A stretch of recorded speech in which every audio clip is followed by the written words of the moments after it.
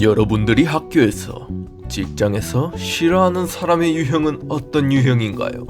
나 때는 말이야 하는 꼰대? 일 못하는 동료? 물론 이들도 싫지만 가장 싫은 사람은 아마 잘 된 일은 모두 자신이 잘해서, 잘 안 된 일은 무조건 남이 잘못해서 라고 남 탓을 하는 사람일 것입니다. 내가 무조건 잘못했다고 하는 일이 한 번, 두 번 계속되다 보면 그 사람과 같이 있게 되는 그 공간이 싫어질 만큼 강한 스트레스를 받게 됩니다. 이런 상황에서 우리가 할 수 있는 대처는 무엇일까요? 한번 알아봅시다. 사람들이 남 탓을 하는 이유는 무엇일까요? 사람들은 이유를 필요로 합니다. 지금의 상황에 이유와 근거가 들어간다면 불확실한 상황을 쉽게 이해하고 설명할 수 있기 때문이죠. 만약 지금 상황이 일어나게 된 이유가 나라면 어떨까요? 좋은 상황이라면 자존감도 오르고 긍정적일 것입니다. 그러나 좋지 않은 상황, 문제가 생긴 상황이라면 역으로 내 자존감이 상처 입을 것이고 남들에게 무능하게 보일 수 있습니다. 특수한 경우가 아니라면 내가 나를 상처 입히는 상황을 좋아할 사람은 없습니다. 자연히 우리는 원인을 내가 아닌 남에게서 찾게 되겠죠. 말도 안 되는 이유를 들어서라도 자기 합리화를 하며 나를 방어하는 겁니다. 이러한 방어는 매우 쉽습니다. 내 잘못이라 나를 고치는 것보다 남이 잘못되었다고 말 한마디, 변명 한마디 하는 것이 당연히 쉽죠. 아무리 자기 방어를 위한 쉬운 방법이라도 보통의 사람들은 자신의 잘못을 인정하며 고치려 합니다. 남 탓을 하는 사람과 보통 사람의 이 차이는 어디서 오는 걸까요? 남 탓을 하는 사람들은 많은 경우 완벽주의 성향을 가지고 있거나 자존감이 낮습니다. 완벽주의자는 모든 일이 완벽하기를 바랍니다. 조금의 실수도 용납하지 않죠. 그렇기에 내가 잘못했다는 사실을 인정할 수 없는 겁니다. 완벽주의자가 아닐 경우에는 인정하는 방법을 배우지 못하였을 수 있습니다. 사람은 어릴 때부터 실수를 하고 그 실수에서 배우며 성장해 나갑니다. 이 과정은 고통이 따르죠. 이러한 고통을 거부하고 도망만 치며 학습의 기회를 버린다면 그 상황에서는 편합니다. 하지만 꼭 필요한 상황에서 도망을 쳤기에 그만큼 성장할 기회를 잃어버린 겁니다. 도망치는 성숙하지 못한 정신에서 책임을 지는 정신으로 성장하지 못하며 내가 익히고자 하는 능력과 기술도 성장하지 못합니다. 평생을 남 탓하며 도망치고 상황 탓하며 도망치고 그래도 안 되면 부모님께 기대며 해결되기를 기다리는 인생, 그런 인생을 살아온 사람들인 겁니다. 그러니 책임을 지는 것이 당연한 삶을 살아온 사람들이 남 탓을 하는 사람을 만나면 이해할 수 없고 스트레스를 받는 것이죠. 자존감이 낮은 사람의 경우에는 사람들이 자신을 무시한다고 생각을 합니다. 그렇기에 남의 눈치를 많이 보며 남에게 인정받으려 하죠. 무시받지 않고 인정받으려면 나는 잘못을 한 것이 없어야 합니다. 자존감이 낮은 사람에게 남 탓은 내 능력의 부족함도 들키지 않고 무시받지 않을 가장 쉬운 방법인 것이죠. 그렇다면 남 탓하는 사람을 만났을 경우 우리는 어떻게 행동해야 할까요? 가장 효과적이면서도 간단한 첫 번째 방법, 바로 무시할 수 있으면 무시하는 것입니다. 어떤 문제든지 가장 좋은 해결책은 원인을 제거하는 것입니다. 남 탓을 하는 사람 때문에 고통스럽다? 남 탓하는 사람을 치워버리면 됩니다. 그런데 현실적으로 내가 어떤 방법으로든 합법적으로 한 사람을 치워버리는 방법은 많지 않으며 매우 어렵습니다. 그렇기에 최대한 업무적으로, 사적으로 얽히지 않는 것이 최고입니다.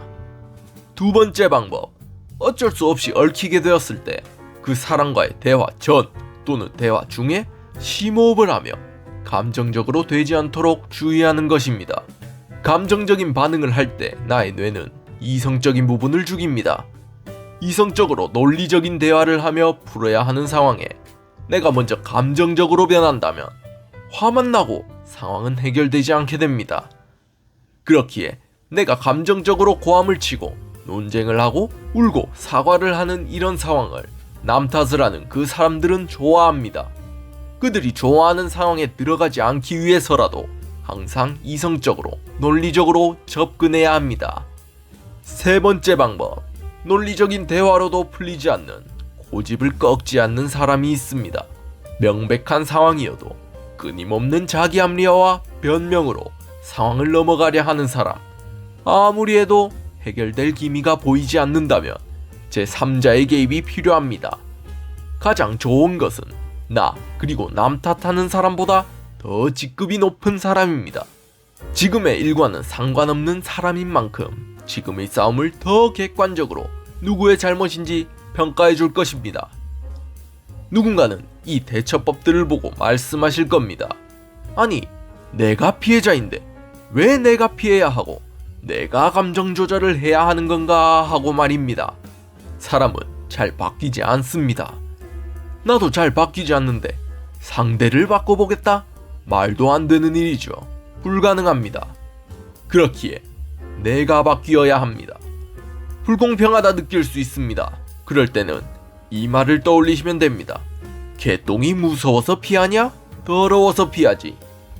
아침에 본 개똥으로 인한 분노와 불평으로 내 시간을 날릴 수 있습니다. 그러나 개똥은 그냥 개똥입니다. 거기 있었을 뿐입니다. 더러운 개똥은 얼른 잊고 내가 관심을 가질 만한 다른 일에 집중을 하는 것이 현명할 것입니다. 내 감정을 그런 사람에게 쓰는 것이 더 손해라는 것을 이해해 주시길 바라며 인간 탐구였습니다. 영상 시청 감사합니다. 감히 말해보자면 이번 내용은 신뢰도 99.9%라고 생각하셔도 됩니다. 바로 제가 남 탓만 하는 사람이었기 때문이죠. 지금이야 그렇지 않지만 당시에는 완벽주의, 낮은 자존감, 병과 인간관계에 의한 우울증, 이 모든 것이 겹치니 세상의 모든 것에 공격적이 되더군요. 분명 내가 잘못한 것이 맞는데 사과를 해야 하는데 남에게 지적당하는 그 순간에는 머릿속에 이런 생각이 떠오르지 않습니다. 나를 방어하기 위해 공격적인 반응으로 때로는 어처구니 없는 이유들로 변명을 하고 남 탓을 하게 됩니다. 그리고 그 상황이 지나면 이불킥을 하게 되는 거죠. 내가 왜 그랬을까? 내가 잘못한 게 맞는데 앞으로는 그러지 말아야지 라고 생각하고 다짐을 합니다.